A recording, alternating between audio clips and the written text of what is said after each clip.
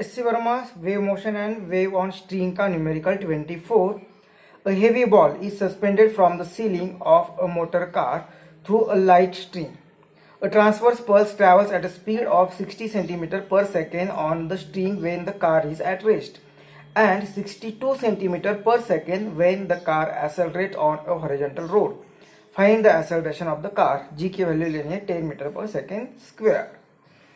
तो यहाँ पे एक कार होगी और इसका सीलिंग और इस सीलिंग को एक स्ट्रिंग और एक बॉब इस तरह से यहाँ पे इस सिस्टम होगी. और इस ये जो मोटर एक कार होगी वो रेस्ट में होगी. उस कंडीशन में इस स्ट्रिंग पर जो वेव अगर प्रोड्यूस करते हैं हम तो उसका स्पीड होगा 16 मीटर पर सेकेंड. अब ये मोटर जब एक्सेलरेट होना स्टार्ट होगी तो जब ये एक्सेलरेट हो रही है उस केस में क्या होगा, ये जो बॉब यहाँ पर रेस्ट में था वो पीछे चला जाएगा. जैसे हम पीछे चले जाते हैं अगर बस स्टार्ट होती तो उस तरह से वो पीछे चला जाएगा. और कितने यहाँ पे क्यों पीछे आ रहा है, क्योंकि उस पर एक सूडो फोर्स लग रहा है. कितना मास इनटू एक्सेलरेशन, इतना सूडो फोर्स लग रहा है. और ये डाउनवर्ड डायरेक्शन में इस पर mg फोर्स लग रहा है. तो इस बॉब पर एक्चुअली कितना फोर्स लग रहा है, तो जो भी यहाँ पे इस साइड में फोर्स लगेगा रिजल्टेंट, ये यहाँ पे टेंशन होगा.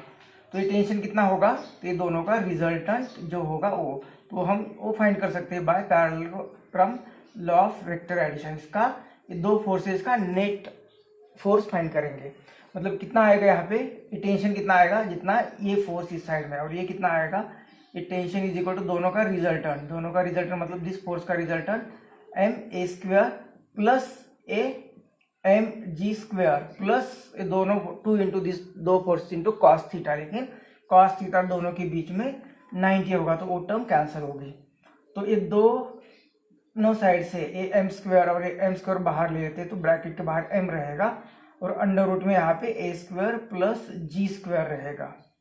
तो ये t is equal to mass into acceleration. तो ये एक्चुअली क्या होगा, मास इंटू ये होगा नेट एक्सेलरेशन, ये होगा नेट एक्सेलरेशन, ये g की वैल्यू. और ये जो होगा वो कार का एक्सेलरेशन जो हमें फाइंड करना है, जो हमें फाइंड करना है.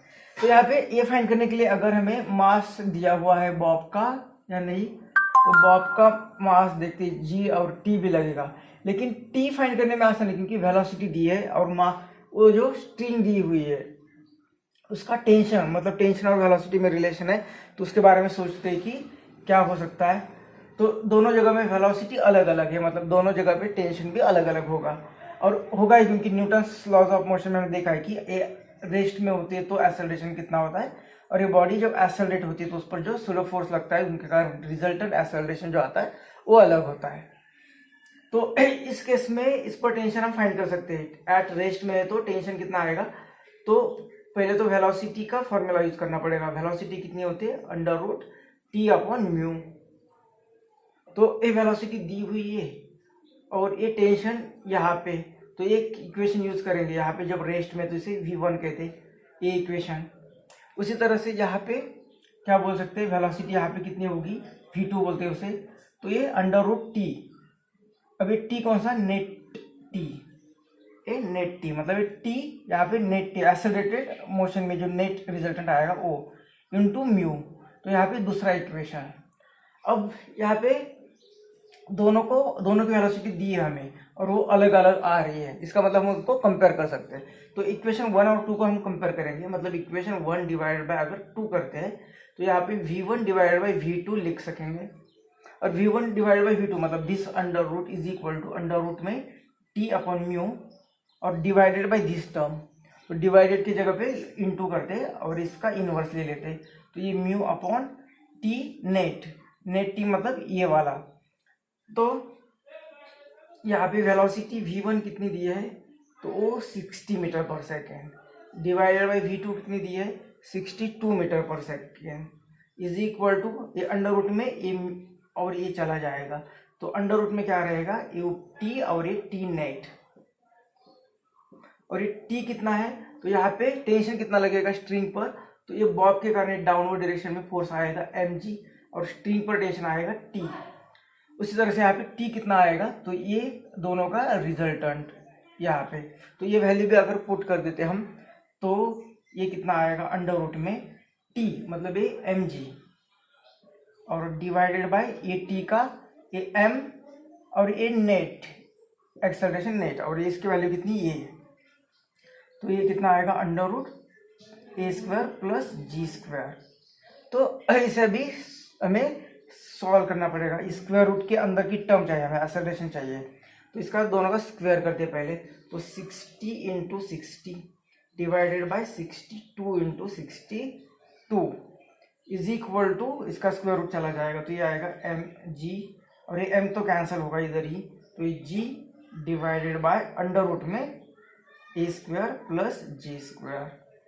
और तो जी की वैल्यू पे हमें बोला है कि 10 लेनी है, इक्वेशन में दी है, तो इसे सॉल्व करना पड़ेगा। तो इस जी की वैल्यू भी ले लेते हैं 10 divided by under root A square plus G, G की वैल्यू 10 लेनी है तो यह 100, तो इसे इतना सॉल्व करना है। तो अब ये इस यहाँ से तो चलो ये जनरल इक्वेशन तो मिल गया हमें यहाँ तक, तो अभी सिर्फ कैलकुलेशन बाकी है, क्योंकि इसे एक साइड में ले लेंगे और इसे एक साइड में ये दोनों है तो ये इन्वर्स करेंगे और 10 को इस साइड में ले लेंगे और फिर स्क्वायर रूट का ये फाइंड करना। तो अब ये हमारा आंसर मिल गया, सिर्फ इसका कैलकुलेशन पार्ट बाकी है, तो इसे रब करके कैलकुलेशन यहाँ पे बना देते हैं, तो ये आंसर है। तो हमें यहाँ तक हमने किया था, अब यहाँ से एक्सेलरेशन की वैल्यू फाइंड करनी है, तो हमने इसका इन्वर्स किया, तो ये ऊपर आ गया ए स्क्वायर अंडर रूट में ए स्क्वायर प्लस 100 और डिवाइडेड बाय 10, तो यहाँ पे इसका भी इन्वर्स कर दिया है, तो ये 62 इंटू 62 डिवाइडेड बाई 60 इंटू 60। अब यहाँ से 3 से पहले डिवाइड कर दिया, तो ये 3 से डिवाइड किया तो ये 2 से डिवाइड किया तो ये आएगा 30 और ये आएगा 31, तो दोनों साइड में सही। फिर से 3 से डिवाइड किया तो ये 10 और यहाँ पे आया 10.33 दोनों साइड में। अब और इंटू 10, ये 10 यहाँ पे ले लिया तो ये 10 यहाँ पे आ गया। अब क्या किया कि ये 10 से फिर से डिवाइड किया तो एक डेसिमल इस साइड में आया, यहाँ पे भी 10 से डिवाइड किया तो एक डेसिमल इधर आया और ये 10 वैसे ही रख दिया।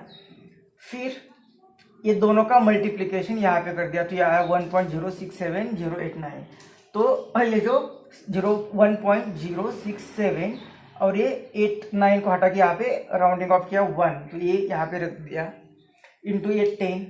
अब यहाँ पे ये फाइंड करना है तो इसका स्क्वायर रूट स्क्वायर कर दिया तो ये स्क्वायर आया, तो यहाँ पे भी स्क्वायर करना है, तो 1.067 का स्क्वायर रूट किया तो ये आया 1.138489 और इंटू 10 का 100। अब ये 100 ने यहाँ पे मल्टीप्लाई किया तो 1.13.84, तो 8 निकाला और यहाँ पे 1.14 लिख दिया।